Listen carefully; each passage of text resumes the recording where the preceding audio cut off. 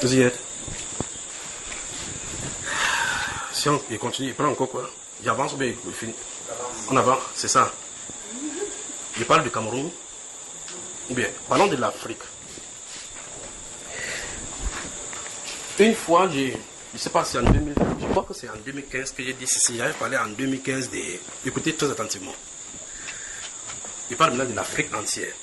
D'accord? Bon, tout cela, tout ce qu'on a parlé là, il y avait des mauvaises choses, il y a des mauvaises choses. Parlons maintenant des bonnes choses pour l'Afrique maintenant. C'est mieux comme ça, non? Voilà. Donc en 2015, j'ai parlé, j'étais en train de voir. Vous savez pourquoi ils mettent ça en 2015? Parce que simultanément, quand j'avais vu cela, j'avais vu ma belle-mère venir. Parce que les deux sont étaient là. C'est pour ça qu'elle peut me repérer. Et c'était en 2015, elle venait pour un événement. Et mon épouse ne savait pas, personne ne savait. Je lui ai dit qu'elle vient avec telle chose. Et le lendemain, elle a appelé, elle dit qu'elle est là. Il dit oui, je sais. Comment tu sais? Vous voyez? Donc quand j'ai vu cela, et puis j'ai vu un style d'argent, je vous ai dit c'est ici. Un style d'argent en Afrique dont la valeur était, quand vous avez un peu de cet argent, sa valeur avec et cet autre argent qu'on est en train d'utiliser maintenant est supérieure. Vous vous souvenez, n'est-ce pas? Ça c'est en 2015. Donc il y aura changement de monnaie en Afrique. Il y a une monnaie en Afrique dont la valeur sera supérieure. D'accord? Ça c'est ce qui est dans la suite. Ça c'est en 2015, j'avais dit cela.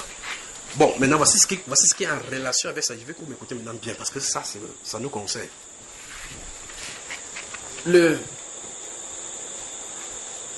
colonisateurs, je crois que ce serait bien de mettre ça comme ça.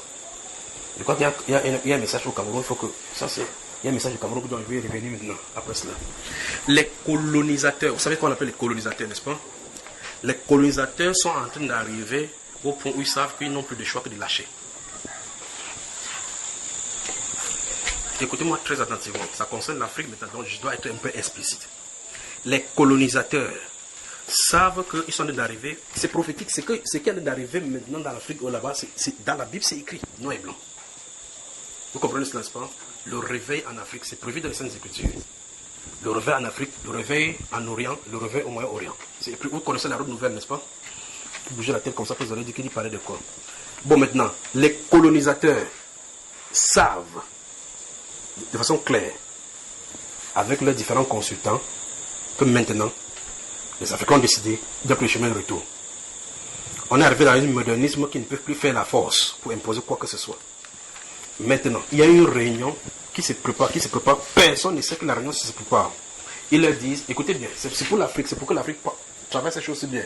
Ils leur disent, écoutez bien, donnons-leur ce qu'ils veulent, pas à la manière dont ils veulent.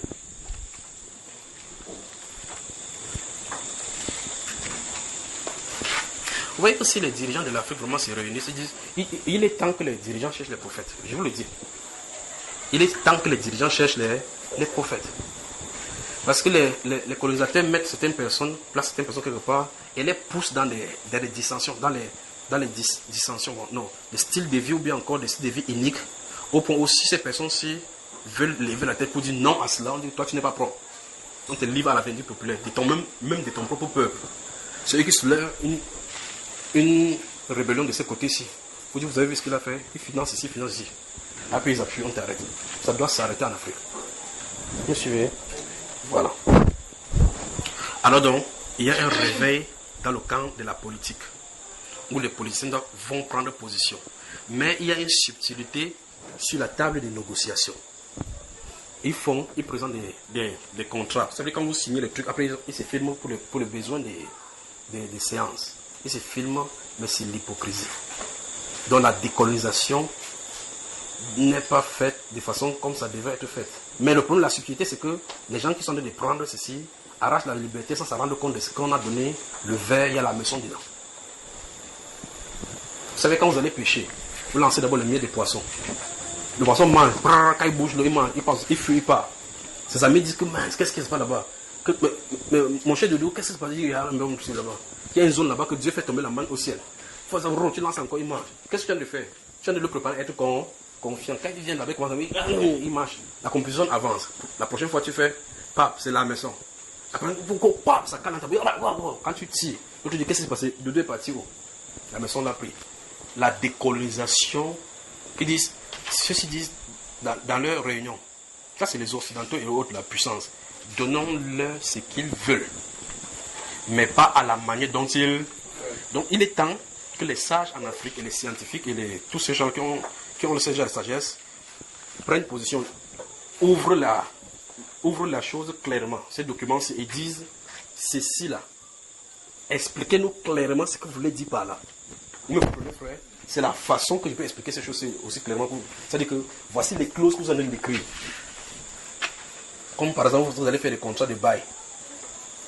On vous dit par exemple que toute caution à la sortie peuvent être imputées à la suite des réparations précieuses, des événements, des choses précieuses dans le truc. Tu lis, tu ne comprends pas, tu dis toute caution. Non. Donc, tu as les clauses, et puis dans ta tête, c'est dit que non. Quand tu donnes la caution, c'est pourquoi? C'est que si tu sors, on peut te rembourser. Mais la clause dit autre chose. Donc, quand tu as donné 750 000 pour la caution, le jour où tu fais sortir, tu dis que donne ma caution. Il dit non. Tu dois vérifier les choses que tu as cassées. Si c'est bon, après on va te donner. Après, il cherche les choses, il dit ceci coûte 75 000. Qu'est-ce qu'il veut faire, frère? Non. Donc, tu vois qu'il a le désir de te donner la caution, mais pas à la manière dont tu veux prendre la caution. Vous m'avez suivi là? Tu discutes encore, il dit que les clauses, quand tu entres d'abord, amène ton papier de clause qu'on avait signé. À la fin, là, il y a ta signature, sa signature. Il dit que article 7, lis toi-même l'article 7. À la sortie, la caution sera remboursée après avoir fait l'inventaire des choses cassées dans la maison, auquel cas on rembourse la caution. Ce que ça dit, tu vas dire à quelqu'un, parce que c'est toi qui as fait droit. Lis-moi ça, tu interprètes. On va dire que non. On va d'abord vérifier si les choses sont cassées. Donc, te donner ce que tu veux, pas à la manière dont tu veux.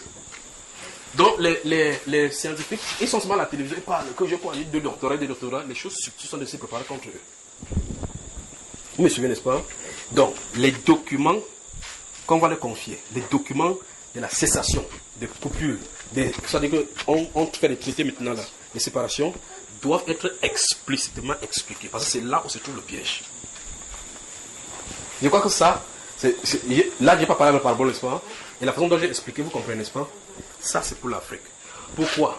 Parce qu'en réalité, au-delà de cette, écoutez-moi bien attentivement, au-delà de cette documentation se trouvent donc des nouvelles découvertes sur le sous-sol africain que personne n'a jamais su.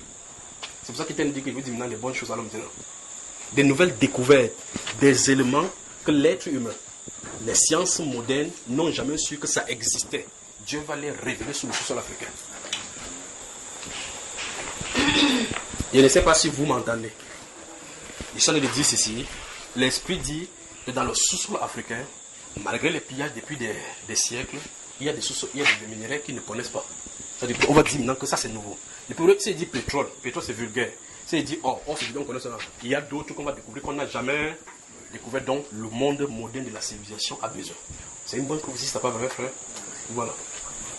Que Dieu bénisse. Ouf! Quoi que peut rentrer voir ma femme et mes enfants maintenant. Pas vrai? C'est deux.